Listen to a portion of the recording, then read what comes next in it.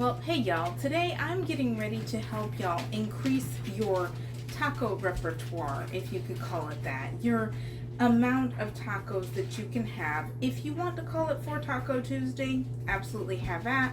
I will admit, for those that are trying to be on a health journey like I am, these are the very least healthy tacos that you ever might make. So if you're not interested in that, I will definitely forewarn you, you may not want to watch it. But if you are looking for delicious, I got you. These are potato tacos, but they are not made of potatoes. The filling is potatoes and they are deep fried. So we're gonna get on this, and here we go. I'm gonna get the potatoes cooking. I actually learned how to do them on the stove, but of course when I learned how to do them, the Instapot was not yet even a thing. So now that I have an Instapot, I actually just found out maybe a few weeks ago how easy it is to do them in the Instapot. So I'm going to use mine because I'm kind of short on time tonight. But if you need to use the stove because you don't have an Instapot, then you can certainly use the stove.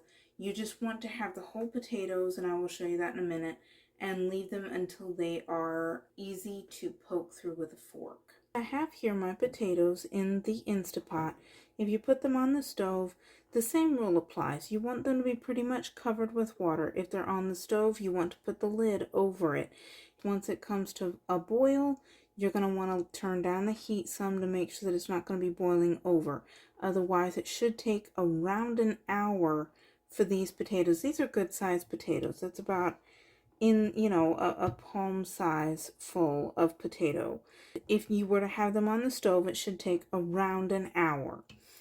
In the Instapot, I think they will probably be done in about 10 minutes. I will be back as soon as they're cooked. My potatoes are now cooked, so I'm going to take at least one out. I love potato skins, but I'm going to show you how to do this the most authentic way possible. You are going to want to do this step as soon as possible after it comes out of that hot water. It's much easier to peel straight out of the water. So I'm going to just take it. You're just going to take that peel and just go little by little. You want to peel all the potatoes after they come out of the water, because if you do it before they go into the water, then they're just going to become mush and just start to come apart in the water. So you're going to want to just go ahead and wait until after. I'm using a fork just to get the skin to kind of come up just a teeny little bit. Makes it a lot easier to peel, obviously. And this is something that I learned through trial and error, or through practice, or whatever is the word.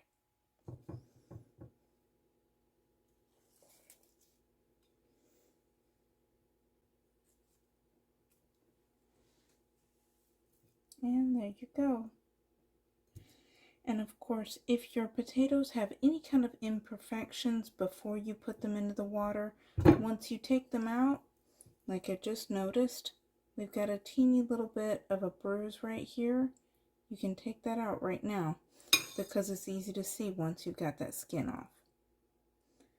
Take out that teeny bit of a piece of an eye, and you can have perfect potatoes for mashing. I don't mind the skins. Whenever it's going to be for potato tacos, I don't care. I love the skin, so I will leave them in there. But if you want to do it the most authentic way, you are going to want to take off the skins. All of them would need to be peeled. Okay? All of them. And this just come out the water, so of course it's going to be easy to take off. For the rest of what I need for the filling for these potato tacos is some salt, shredded mozzarella cheese to taste, and some butter. And lastly, you want a little bit of flour. That just helps to kind of hold it together once it gets into the oil. And so that all of this potato stuff does not come out, then you want to have at least a little bit of flour. You don't want too much because you don't want it to take over the flavoring. But I'm going to add just a teeny little bit more, not too much. Then of course, time to mash away.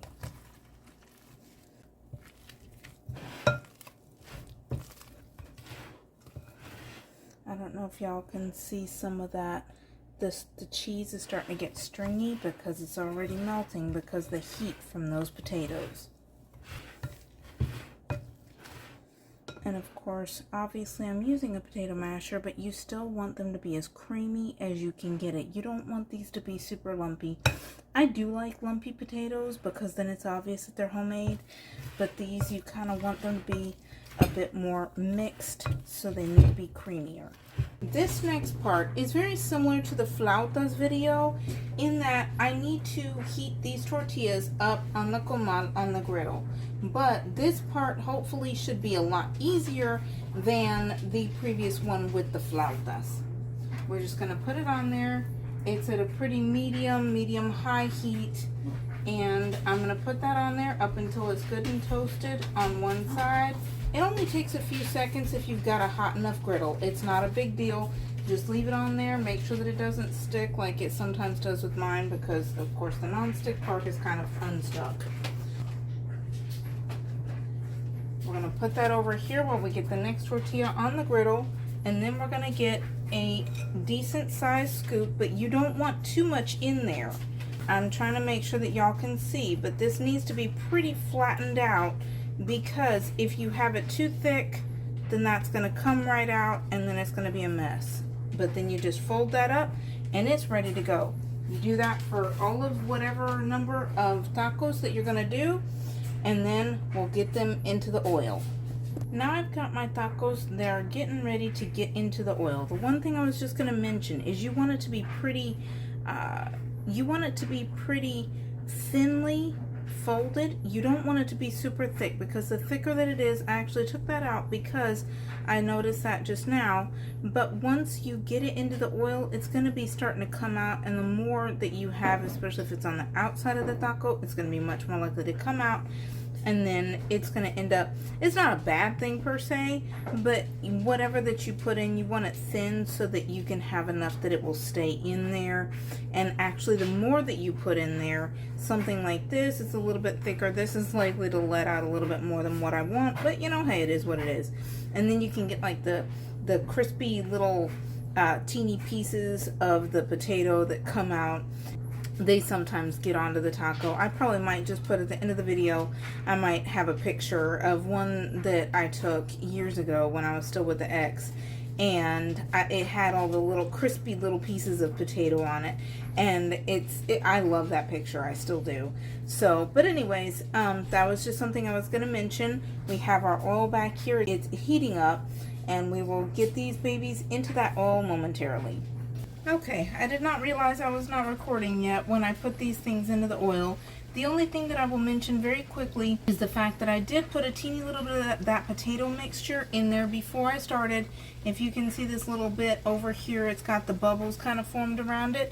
That is how I tested it to make sure that this oil was hot enough for frying. As soon as it will form bubbles quickly around whatever that you put in there, you could put a piece of tortilla, anything like that, you know that the oil is hot enough that it's ready to go.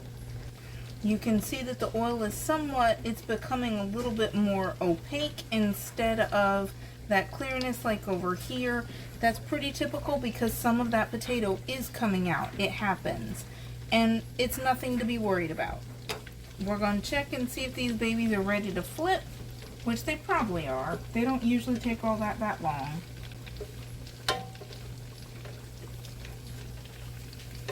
Yep, that looks pretty good.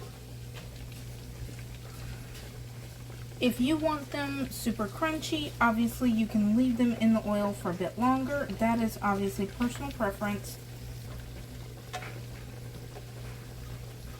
Alright, and it'll be probably about, I'm thinking it's been give or take a minute ever since I started to put these into the oil. So it'll be about another 30 seconds to a minute till it's ready to go. Especially since these are the ones that are already more fried looking.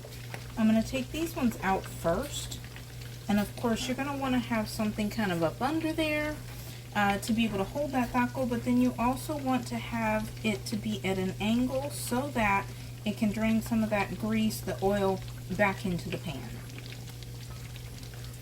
Putting it in a dish I will show you momentarily. that I'm putting it into a dish that's got some paper towels in it to kind of get some of that grease out of the oil, to be able to suck that up so that you're not getting so oily tacos. I have these tacos, they are face down. That way any of the extra oil can drain out onto that paper towel. It should not let go of that potato filling. Believe it or not, it should not. If it does, it's likely that it was not fried for long enough. Now that my tacos are fried, I was just going to mention, this is completely normal. Just if you ever see this in your oil after you've done them, that is completely normal. That actually is a small amount compared to some other times that I've made these tacos, so I'm pretty impressed with myself. But otherwise, this is what to expect. It is normal and it's a good thing. It means you did right. Now to prepare these tacos, you just want to open it up. Obviously it will need to have drained for several minutes so that it can get rid of as much of that oil as possible. And even if you want to pat it dry with a napkin, not a bad thing. Then you add some typically freshly prepared pico de gallo, which of course my recipe is on my channel if you are so interested. Some people will buy it at the store, but obviously homemade is going to be way better. And then you eat it just like that. That easy. So there you have it, potato tacos. They're easy. They are generally pretty quick, other than maybe the time that it would take to boil the potatoes. Otherwise, they're generally pretty quick, very easy, and very delicious. Maybe not the most healthy thing, but you know, it is what it is. Sometimes you need to just fall off the wagon and then get back up the next day or next meal.